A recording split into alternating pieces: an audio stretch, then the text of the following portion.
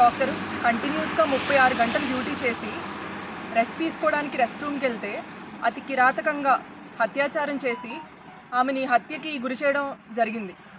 దానికి మొత్తం మెడికల్ వైద్యులందరూ అన్ని సంఘాలు కూడా చాలా చింతిస్తున్నాయి. దానికోసం వెంటనే కేంద్ర ప్రభుత్వం రాష్ట్ర ప్రభుత్వం వెంటనే స్పందించి దానికి గురి చేసిన వారికి వెంటనే శిక్ష పడేలా చేయాలని ఈరోజు ఐఎంఏ పిలుపునిచ్చింది.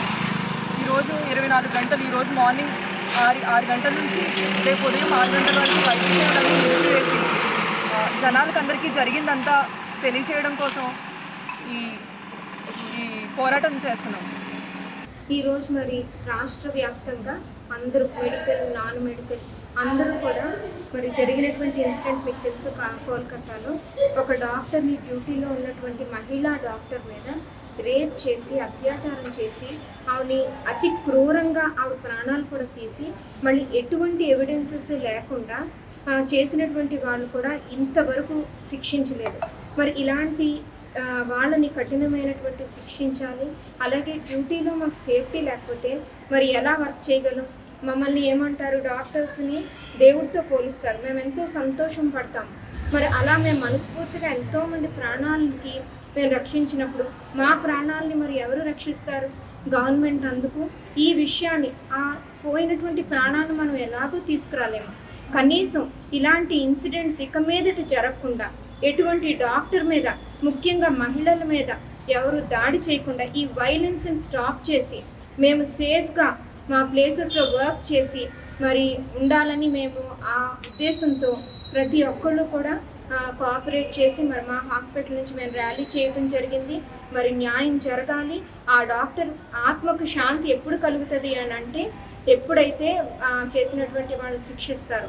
అలాగే గవర్నమెంట్ కూడా మంచి రూల్స్, రెగ్యులేషన్స్ తీసుకొచ్చి ఖచ్చితంగా ఇలాంటి ఇన్సిడెంట్స్, అసాల్ట్స్ జరిగినప్పుడు అతి తక్కువ టైంలో వితిన్ 6 అవర్స్ లేకపోతే వితిన్ 24 అవర్స్ అది ఎఫ్ఐఆర్ ఫైల్ చేసి ఎవరైనా ఇలాంటి అసాల్ట్స్ ఇంకొకసారి డాక్టర్స్ మీద చెయ్యాలి, మహిళల మీద చెయ్యాలి అంటే భయపడేటువంటి విధంగా చట్టాలు తీసుకురావాలని, అట్లాగే మరి సమాజంలో చాలామంది డాక్టర్స్కి సపోర్ట్ చేశారు.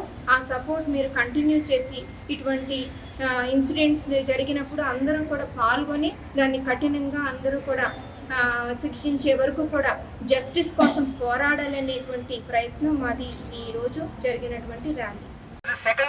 సెకండ్ ఇయర్ పీజీ ముయితా గారి ఆమెనే దారుణంగా రేప్ చేసి హత్య చేశారు డ్యూటీలో ఉండగా. విశ్రాంతి సమయంలో ఇలాంటి చర్యలు దేశం మొత్తం పునరావృతం అవుతూనే ఉన్నాయి. ఎంత చేసినా కానీ, ఎందుకంటే డాక్టర్లు ఎప్పుడు రక్షకులే కానీ భక్షకులు కాదు. డాక్టర్లు ఎప్పుడు కూడా ఎవరి మీద నెగటివ్ థాట్స్ అనేవి పెట్టుకోరు. ఎవరినైనా రక్షించాలన్న ఉద్దేశం స్టాఫ్కి కానీ, అందరికీ కూడా సిబ్బంది కానీ, నర్సులు కానీ వీళ్ళందరూ కూడా అందరూ ఎంతో కష్టించి పనిచేస్తూనే ఉంటారు. ఈ యొక్క ఇట్లాంటి సిచ్యువేషన్స్, ఇలాంటి పరిస్థితులు జరగకుండా ప్రభుత్వమే దీనికి రక్షణ కల్పించాలి. అలాంటి వారిని త్వరితంగా నేరస్తులుగా వారిని సిబిఐ దర్యాప్తు చేస్తూనే ఉంది. వాళ్ళని ఇంకా త్వరితంగా చేసి అలాంటి వాళ్ళని శిక్షించి ప్రతి ఒక్క హాస్పిటల్లో అవుట్ పోస్ట్ అనేది పెట్టాలి. ఎందుకంటే ఇలాంటి సిచ్యువేషన్స్ జరగకుండా అవుట్ పోస్ట్ ఉంటే ఏంటంటే ఏ కేసైనా డీల్ చేయొచ్చు. ప్రజలకు కూడా రక్షణగా చేస్తే దానికి ప్రజలు కూడా మంచిగా స్పందించి వాళ్ళకు కూడా మేము చాలా వీలైనంత వరకు మంచిగా న్యాయం చేస్తామని, ఇలాంటి సిచ్యువేషన్స్ జరగకుండా మేమంతా దాన్ని డిమాండ్ చేస్తున్నాము. For more videos like this, subscribe Big TV channel.